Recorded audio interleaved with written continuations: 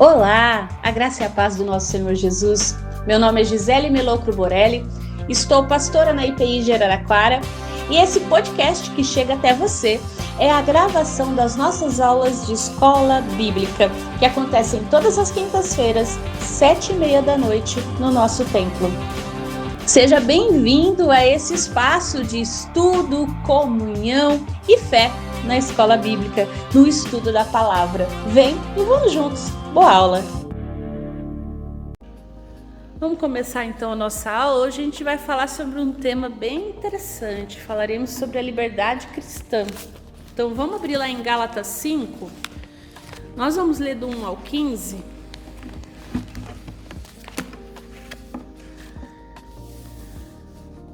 E aí eu leio um versículo e depois cada um lê um, tá? Foi para a liberdade que Cristo nos libertou. Portanto, permaneçam firmes e não se deixem submeter novamente a um jugo de escravidão. Eu, Paulo, lhes digo que, se vocês se deixarem circuncidar, Cristo não terá valor nenhum para vocês.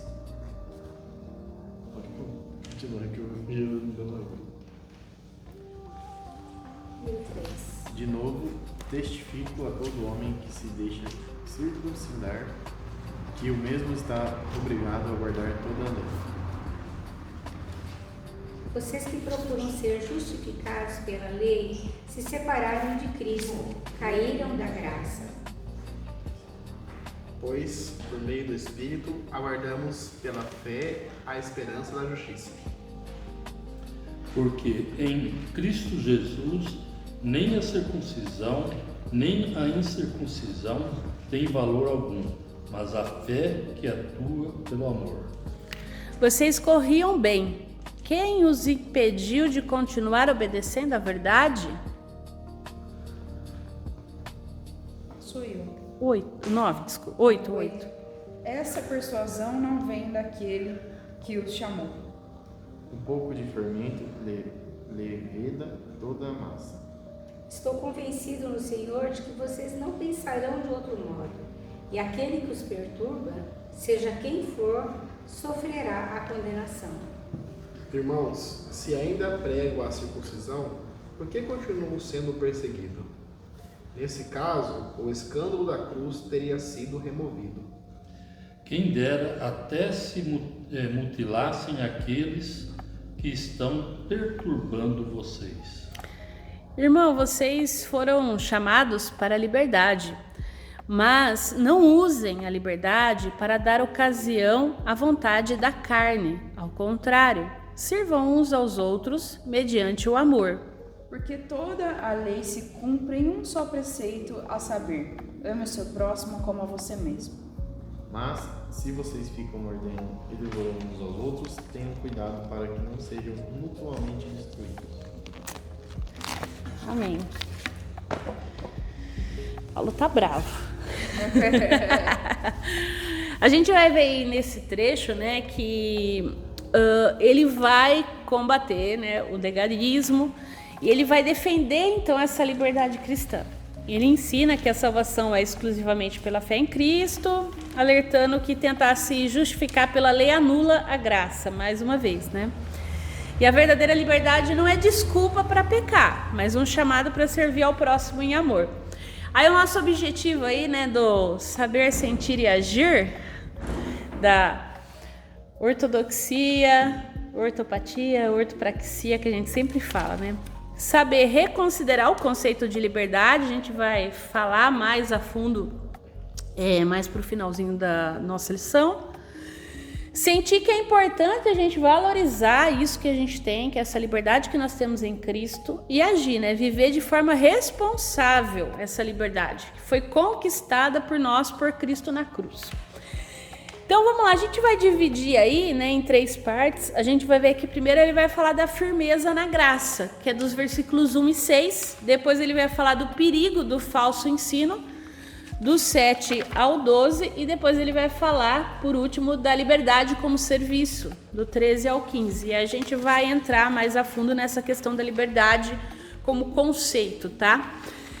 Então vamos aí ao primeiro ponto. que é a firmeza da graça. Então, a conquista de Cristo para a liberdade foi que Cristo nos libertou, né? Como ele começa esse capítulo. Então, Paulo exige que os gálatas permaneçam firmes pela fé em Cristo, alertando que tentar se justificar pela lei anula a graça. E aí a verdadeira liberdade não é desculpa para pecar, mas um chamado para servir, né? Eu acho que o matismo me pegou, porque eu li em cima, mas é embaixo, né? Paulo vai exigir que os gálatas permaneçam firmes e não aceitem um jugo de escravidão, referindo-se o quê? A imposição dos ritos, como a circuncisão. E ele vai pegar pesado nessa questão da circuncisão, tá? Para alcançar o favor de Deus. Nisso, ele fala que anula a graça, né? Então, Paulo está advertindo severamente que se dependerem da lei para salvação, Cristo não serviu para nada e eles estão separados da graça. E se você vai cumprir um mandamento, você tem que cumprir todos. E ele vai falar da fé que opera pelo amor, porque aos olhos de Deus, rituais externos não têm valor. O que importa é uma fé operante. Nesse sentido a gente vê, né? Paulo tá desgostoso. Essa é uma das melhores palavras, assim, né? Que a gente fala que ele tá bravo, mas ele tá desgostoso. Ele tá decepcionado por aqueles que insistem na circuncisão dos novos crentes. Ele não se baseia no inconveniente e na dor do procedimento. Porque a gente pode pensar, será que é isso? Não é isso. Em vez disso, ele vai destacar a insistência que isso tem. Ele vai desbancar, né, os seguidores de Cristo, colocar, né, esses que estão querendo ser legalistas, né, nos mesmos padrões dos fariseus. Ou seja, Paulo ele entendia que esse tipo de padrão legalista havia sido o mesmo que os fariseus tinham adotado em perseguir a igreja, que era o que ele fazia. Ou seja, ele entende que a graça de Cristo o libertou dessas tentativas inúteis de manter toda a lei para ser puro e aceitável aos olhos de Deus. A circuncisão aqui, ela não tornaria ninguém puro aos olhos de Deus. Ela era um marco para aqueles que estavam fora, né? Era um símbolo, vamos pensar assim, apenas levaria novos crentes aos padrões problemáticos de buscar um objetivo inalcançável e de não perder a graça de Deus, que Deus ofereceu a Jesus. É como se ele dissesse, olha, vocês estão aí preocupados com circuncisão? Olha bem quem está falando. Eu tô entendendo o que esse povo está querendo pregar, porque eu já vivi dessa forma. Né? Ele foi a pessoa que, depois ele fala, né, que se for para falar de judeu, eu sou o judeu dos judeus. O que sobrou para mim? Nada, se não fosse a graça de Cristo. Então ele está desgostoso porque ele já viveu isso antes, na própria pele. Né? Basicamente é isso. E aí ele vai alertar para o perigo desse falso ensino, que é o que ele vai falar do 7 a 8. Ele vai usar aí a ideia do fermento, né? Que é essa analogia para explicar que um pouco de ensino falso pode corromper toda a igreja. Paulo, ele compara então o ensinamento sobre circuncisão ao fermento, que afeta todo o lote da massa, né? Essa comparação pode ser feita de duas maneiras, né? Primeiro, Paulo, né, pode estar indicando que aqueles que insistiam na circuncisão são como um pequeno fermento e que seus ensinamentos podem causar problemas para todo o grupo, mas também ele pode estar indicando que insistir que a circuncisão é necessária para os novos crentes gentios pode agir como um pouco de fermento que pode o quê? Corromper os ensinos da igreja, eventualmente levando à escravidão da lei.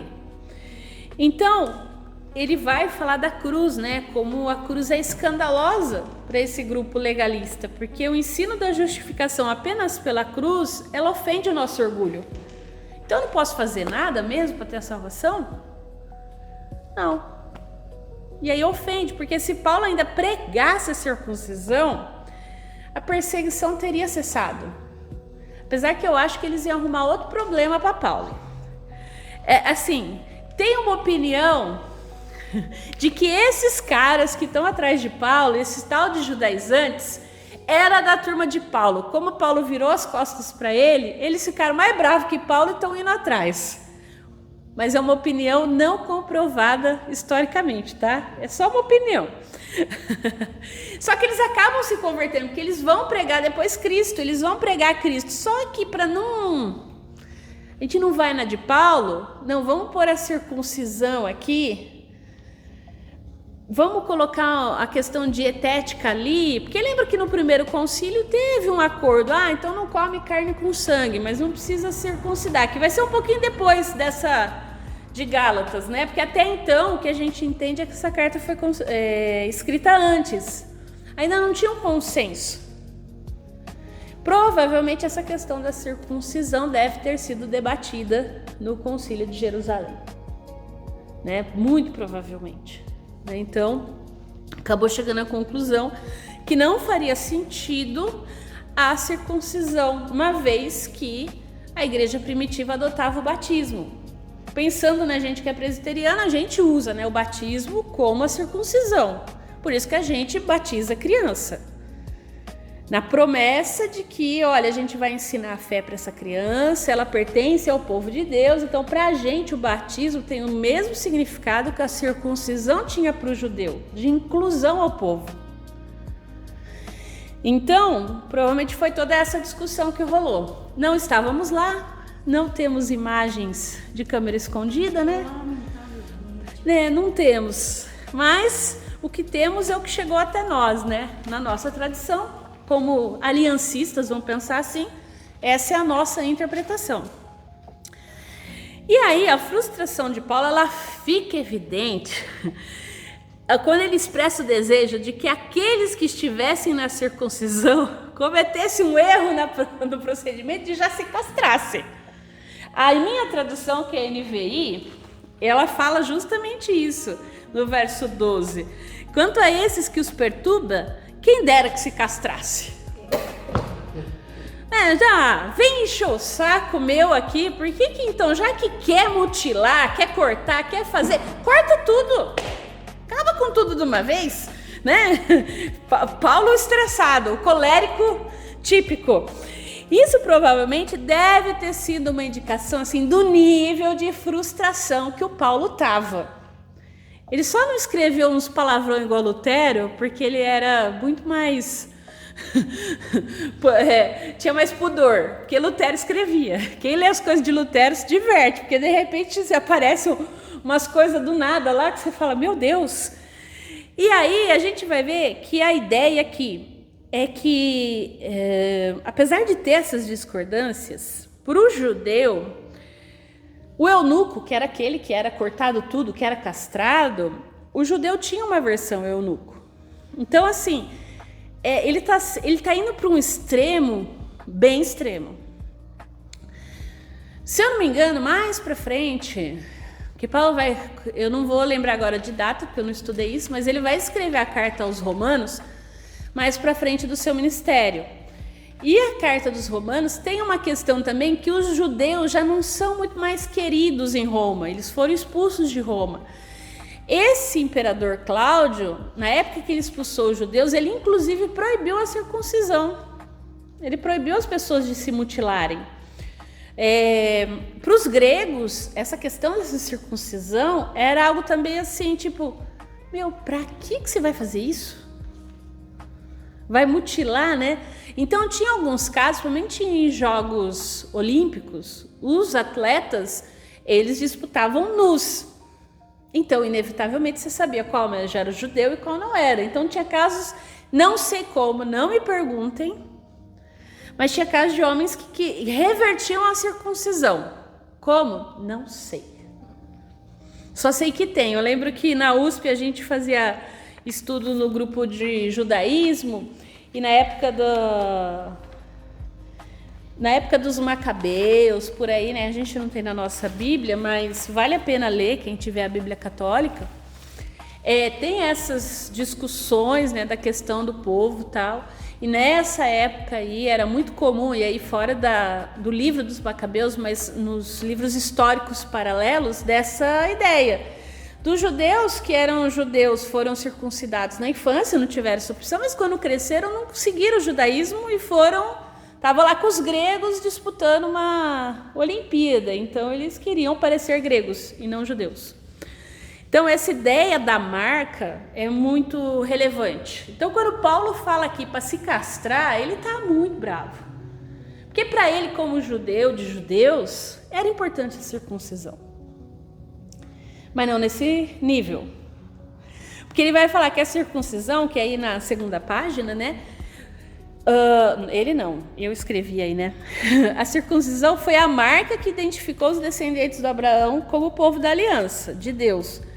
Paulo sugere, então, na verdade, um novo marco, que parece ser consistente com o ensinamento de Jesus lá de Marcos 7.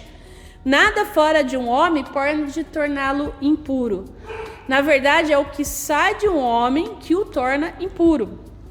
Então, os seguidores de Cristo deveriam ser reconhecidos pela forma como vivem e não pelos costumes e pelas leis cerimoniais que haviam objetivado, né, observado.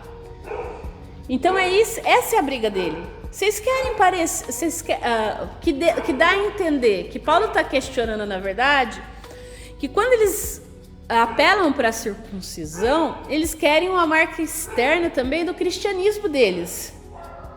E é como se Paulo falasse para esses gálatas: para quê? Por que vocês precisam disso? A cruz já foi suficiente. Não precisa de marca, não precisa... Tudo isso que tinha sido feito lá na lei, agora, né, cumpriu-se em Cristo. Né? Essa é vamos pensar assim, o pensamento por trás quando Paulo escreve tudo isso. E aí ele vai falar da liberdade como serviço.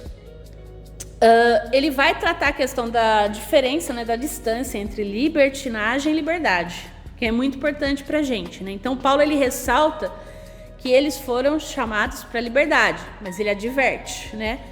Não usem a liberdade para dar ocasião à carne. E a liberdade cristã não é viver sem regras, mas o poder dado pelo Espírito para não ser dominado pelo pecado. E aí ele vai dizer, né, que o resumo da toda a lei, se fosse ver, não era a circuncisão. Qual que era? Ame o próximo como a si mesmo. Ou seja, era prático, não era exterior. E aí ele vai fazer todo esse alerta contra a carnalidade, né? Quando os cristãos abusam da liberdade e vivem focados no egoísmo, o resultado é destrutivo. Ele avisa que se continuarem a morder e devorar uns aos outros, acabarão se destruindo mutuamente. E é muito sério isso, né?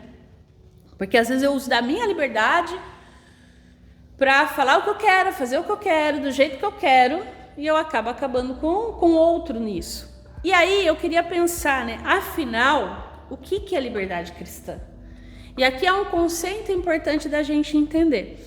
Eu fiz aí uma viagem filosófica também, não deixa de ser, porque quando a gente pensa em liberdade, no sentido filosófico, ela também evoluiu. Porque a gente pensa, o que é liberdade? Fazer o que eu quero? Quando eu quero? Do jeito que eu quero?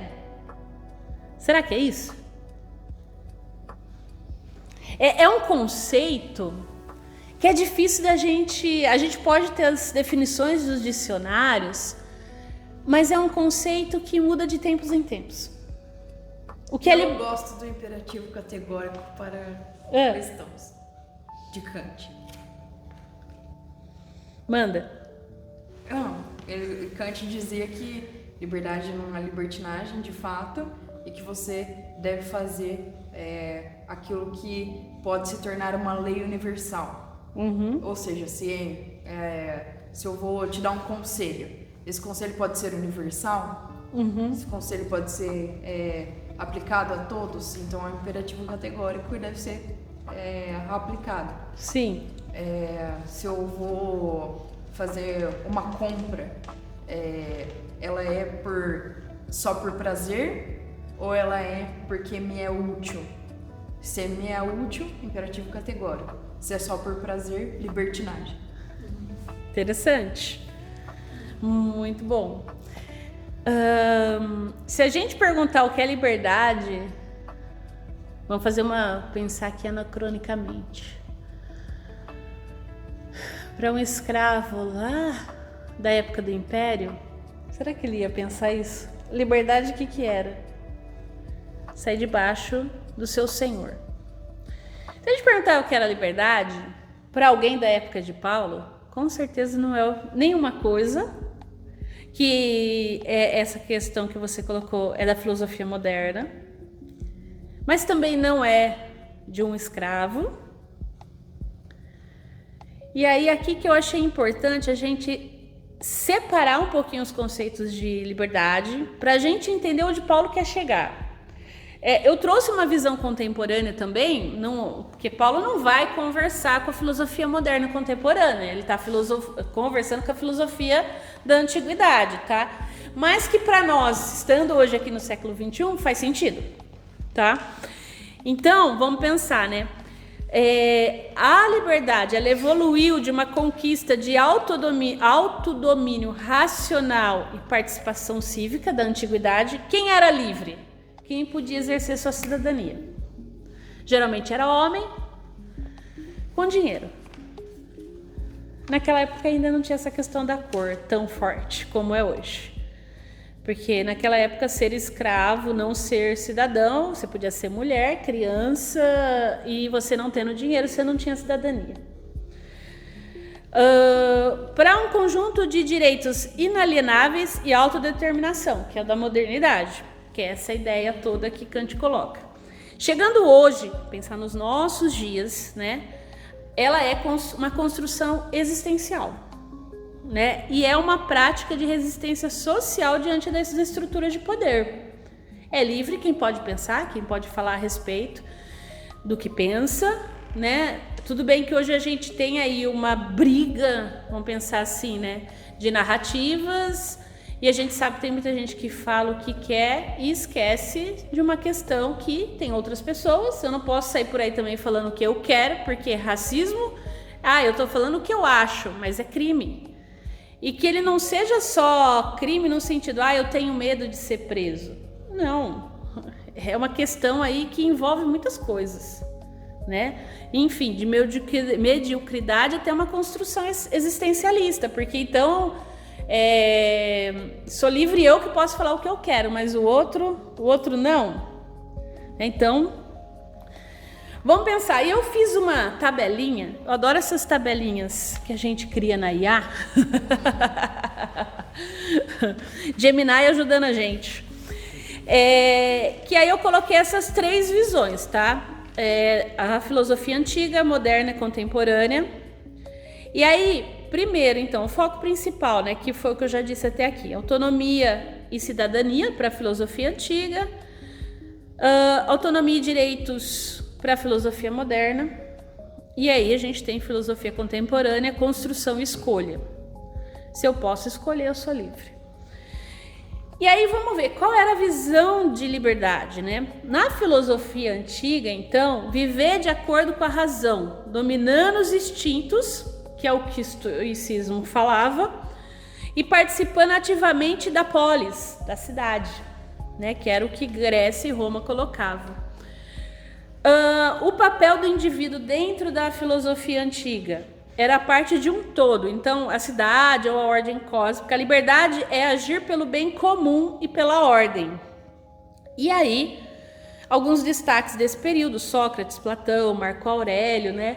É interessante, quem gosta de ler sobre filosofia, vale a pena. Na filosofia moderna, né? Então aí a gente está dando um pulo bem anacrônico para o texto de Paulo, tá? Mas que para a gente depois vai fazer sentido. Qual é a visão de liberdade da filosofia moderna? A capacidade de autodeterminação individual e posse de direitos naturais que o Estado deve proteger.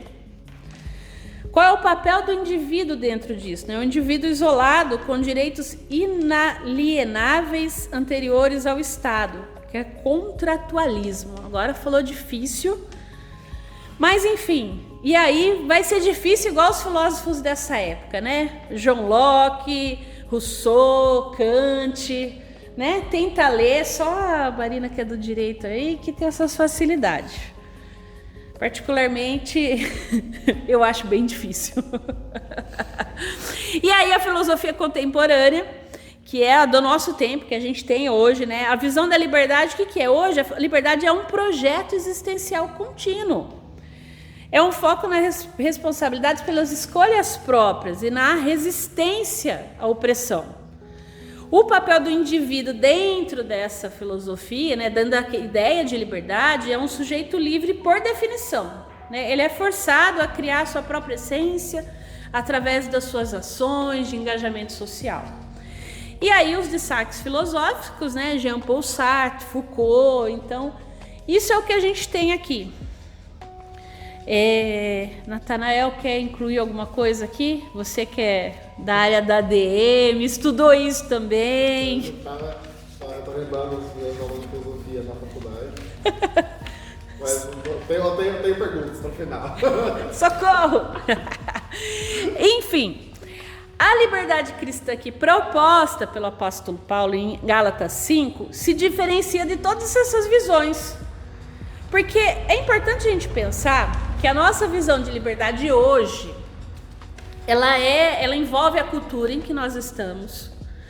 Todos esses conceitos de liberdade da filosofia, lá da antiguidade até aqui, perpassam a história humana. Então a gente chega hoje como fruto do nosso tempo. E ser fruto do seu tempo é o quê? A gente tem um pouco de tudo isso aqui junto. É importante a gente pensar, por quê? São filosofias humanas, é a forma da humanidade ler a liberdade, quem nós somos como indivíduos, qual é a nossa função diante da vida, tá? Então aqui a teologia, ela conversa com a filosofia, por isso que não tem como a gente fugir, como ciência humana, ela vai tratar dessas questões. Dentro disso, então, Paulo, ele se diferencia dessas versões. Por quê? Porque a liberdade cristã, ela é essencialmente espiritual, teocêntrica e fundamentada no amor ao próximo. Ela não é uma conquista da razão humana, como na antiguidade, nem um direito natural, como na modernidade, ou uma escolha existencial solitária, que é a contemporaneidade que a gente vive hoje. Cada um por si, Deus por todos. Se é que Deus está aí, né? Mas sim uma libertação recebida pela fé em Cristo. E aí nesse sentido aqui eu queria pensar numa comparação direta, né, dessas versões filosóficas com o que Paulo apresenta. Primeiro está na origem da liberdade, né? Gálatas 5 diz que é um presente divino dado por meio da graça. Foi para a liberdade que Deus nos libertou. A filosofia entende a liberdade como uma conquista da razão humana. É um direito natural de nascença ou uma condição inerente de existência. É totalmente diferente. Se eu sou livre, pensando no sentido cristão, eu sou livre porque Cristo me libertou. Do que ele me libertou? Lembra? Do império das trevas. Tem uma questão espiritual. Então, tem hora que a gente não pode confundir as coisas, mas todas as coisas estão interconectadas. É só para deixar a gente mais doido, né? E a gente vai entender o papel do Espírito Santo nisso na próxima lição. Porque é algo que a gente não vai construir sozinho, como a contemporaneidade nos diz. Não é algo que a gente vai construir através de um direito de nascença, como a modernidade disse, ou não é algo que a nossa razão humana vai compreender, como na antiguidade. É algo que o Espírito Santo vai executar em nós. Então, qual que é o inimigo dessa liberdade, né? Paulo vai deixar claro que é o legalismo e a carne, que é o que a gente vai ver a semana que vem, né? Porque ele vai, aí é o texto clássico do fruto do Espírito e das obras da carne. Então, assim, o que ele vai dizer? Ó, as regras humanas, que é o legalismo religioso, é inimigo dessa liberdade. E que os desejos egoístas e os impulsos destrutivos que existem em mim por causa do pecado, que é essa carne aí, que sarx, né, no original do grego, que também são contra essa liberdade. Então a gente tem mais gente lutando contra do que a favor. E na filosofia, qual que são os inimigos da liberdade? Os instintos irracionais, o absolutismo estatal e os sistemas institucionais de opressão. E aí, qual que é o propósito geral? Vamos pensar assim, final, né? Tanto de Gálatas quanto da filosofia, a ideia de liberdade. Em Cristo, o nosso objetivo da liberdade é servir ao próximo em amor e manifestar as virtudes divinas, que é o fruto do Espírito. Na filosofia, por que eu sou livre? Para alcançar o bem comum na cidade, na antiguidade, para garantir a propriedade e a individualidade na modernidade, ou criar o próprio destino de forma autêntica, que é o que a gente tem hoje na contemporaneidade. A gente construir, o nossa self. Então, é importante a gente pensar, para organizar o conceito de liberdade em 3 pilares práticos que resolvem tensões presentes nos debates filosóficos. Primeiro, a libertação da lei. Diferente da filosofia antiga, onde a liberdade dependia do cumprimento rigoroso das leis da cidade, Paulo ele vai afirmar que o cristão está livre do peso da lei mosaica por meio da salvação. A liberdade cristã rejeita o aprisionamento por regras externas e rituais vazios. Porque lembre-se da ideia, depois Paulo vai falar isso também. Se eu estou executando tudo em amor, eu não preciso da lei. Eu vou fazer o bem para o outro sem precisar que tenha uma lei que diz para mim que eu não devo roubar. Basicamente é isso. Porque não preciso da lei.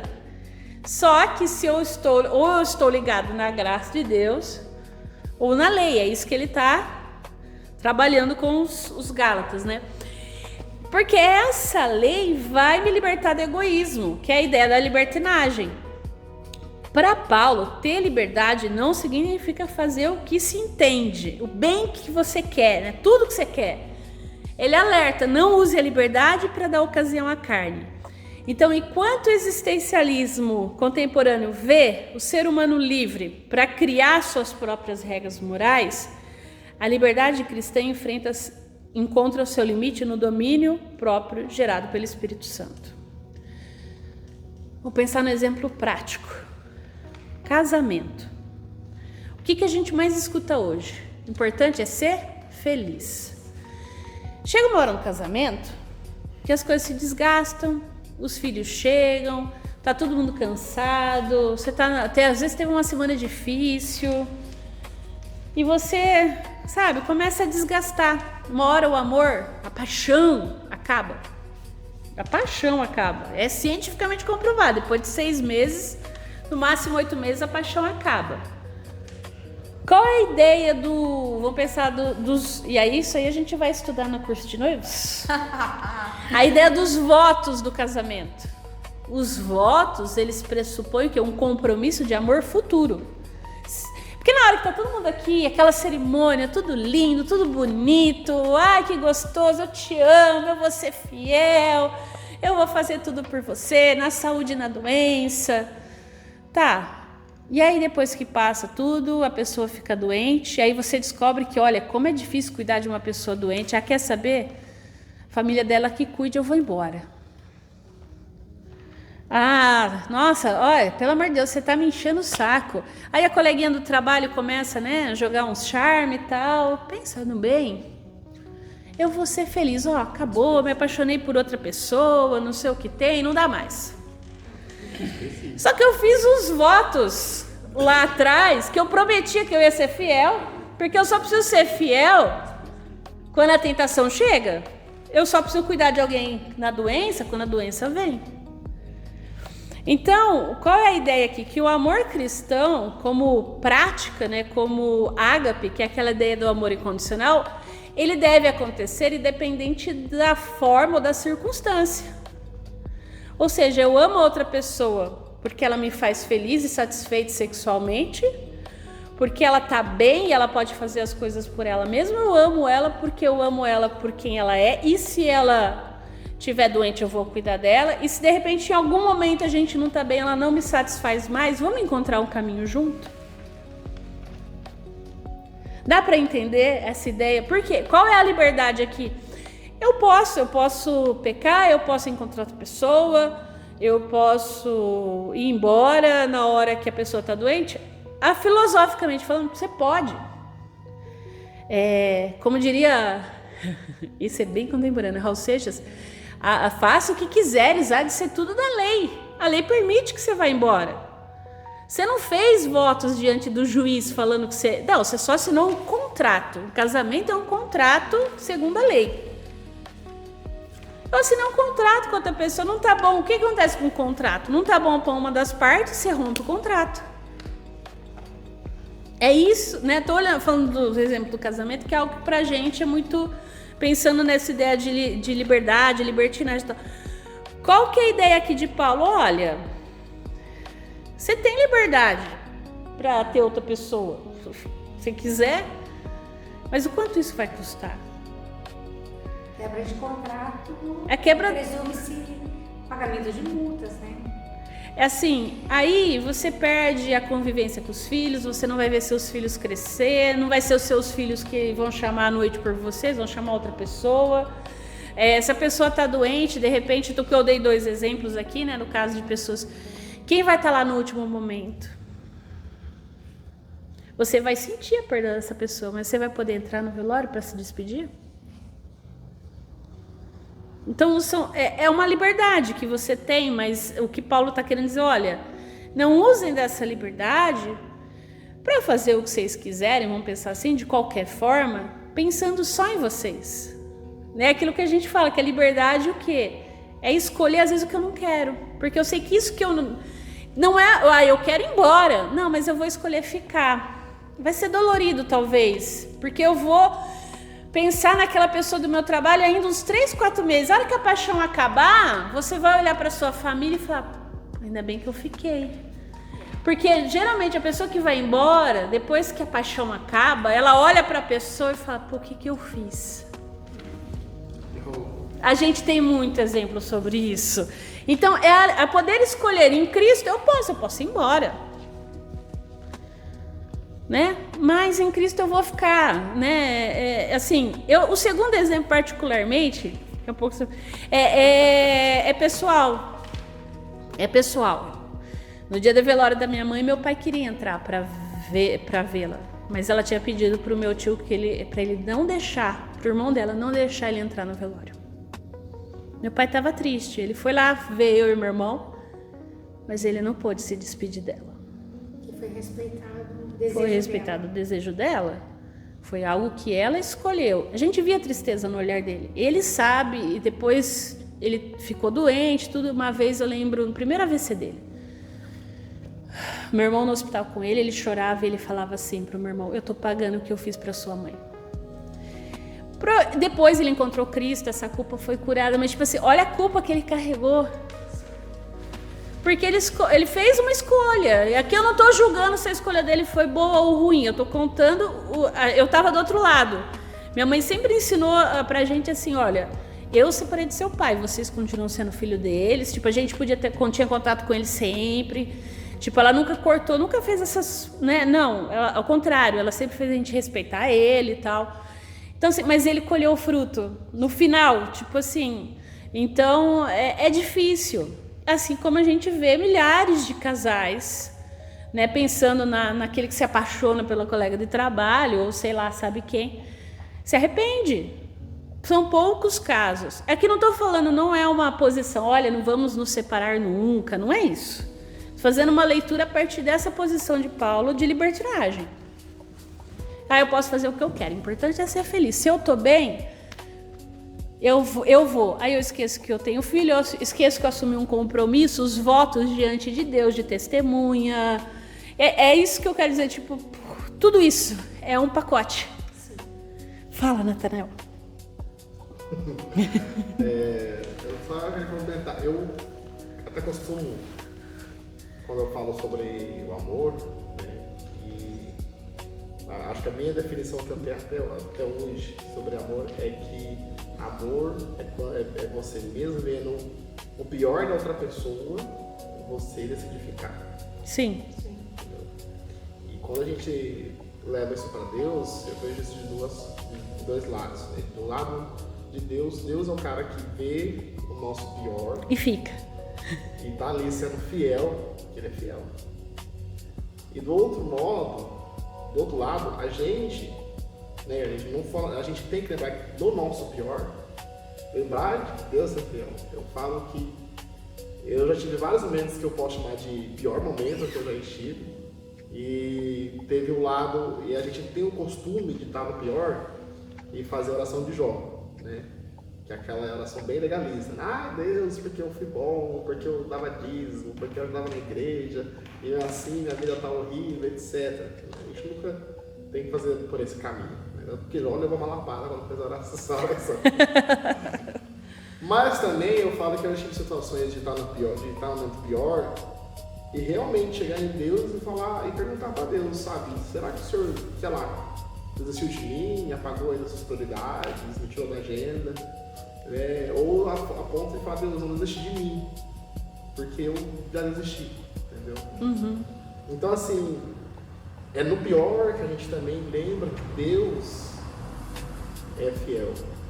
Por mais que a natureza humana, no pior é que esquecer que Deus existe, ou quer xingar Deus por todas as palavras, achando que ele abandonou.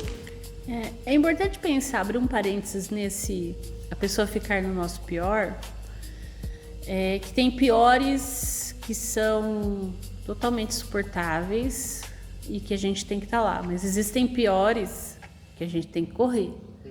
A partir do momento que isso envolve a sua vida, vamos supor, é uma possibilidade real. Você tá lá, a pessoa pior ficou loucona, aí ela vem pra cima de você no sentido de você poder perder a vida. Porque a gente vê muitas mulheres aí que, não, eu vou ficar, ele vai mudar. O cara tá batendo, e ela acha que ele vai mudar. Então, provavelmente ela vai entrar para as estatísticas, né? Mais uma que morreu na mão. Pensando nisso, que é um exemplo clássico, né? Enquanto a gente pedir para Deus também sabedoria até quando ficar. E agora pensando em relacionamentos mesmo, tá? Porque às vezes a gente tá no casamento tóxico, horrível, que realmente já deu o que tinha que dar, a pessoa já te traiu, fez de tudo, você tá ali, não, ele vai dar certo, eu tô aqui, eu tô fazendo a minha parte, eu tô sendo pura, tal, Deus vai me honrar. Então, a gente tem que ter coerência, né? Porque não tô falando que Deus talvez tenha desistido da gente, mas tem hora que é só Deus mesmo na vida da pessoa. Às vezes ela tem que ficar sozinha, reconhecer que ela realmente é um lixo para poder pedir ajuda para Deus e para pessoas que... Então, assim, é só para ilustrar, porque é importante, né, pensar nisso. Fechando parênteses, ele vai falar aí do vínculo com o amor, que é a servidão voluntária. Então, a maior peculiaridade aqui de Gálatas 5 é que a liberdade verdadeira se expressa quando o indivíduo decide, por vontade própria, se tornar escravos das necessidades dos outros, né? Servindo-vos uns aos outros pelo amor. Nossa, que errão de digitação, hein? A liberdade só é plena quando ela gera comunidade de serviço, né? Ela constrói, ela não destrói. E eu acho que isso é algo para a gente pensar também. A liberdade que eu quero, o que eu quero fazer hoje, vai construir ou vai decidir. Lembra muito Kant, né? Mas com outras ideias. Então, assim, é importantíssimo. E aí aqui eu pus o comparativo agora de todas as ilusões filosóficas, tá? Mas esse quadro eu vou deixar para vocês depois lerem em casa.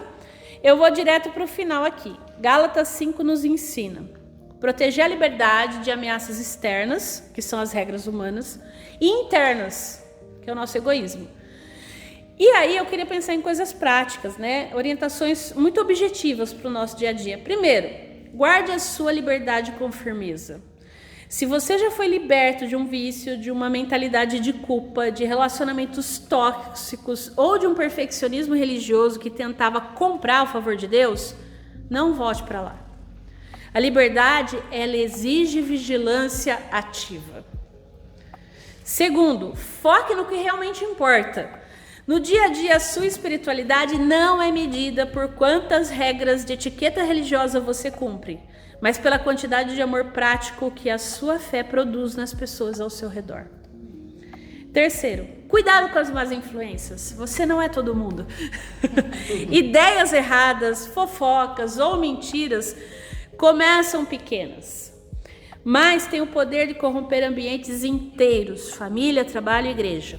Identifique-se, afaste-se de influências sutis que tentam roubar a sua paz e a sua liberdade. E por último, use a liberdade para servir, não para egoísmo. A verdadeira liberdade não diz eu faço o que eu quero, mas sim eu sou livre para fazer o que é certo e abençoar o outro. O texto termina com um aviso duro sobre o perigo, de fofocas e divisões. Se vocês continuarem a morder-se e a devorar-se uns aos outros, cuidado para não se destruírem mutuamente. Liberdade sem amor destrói comunidades e famílias. É isso.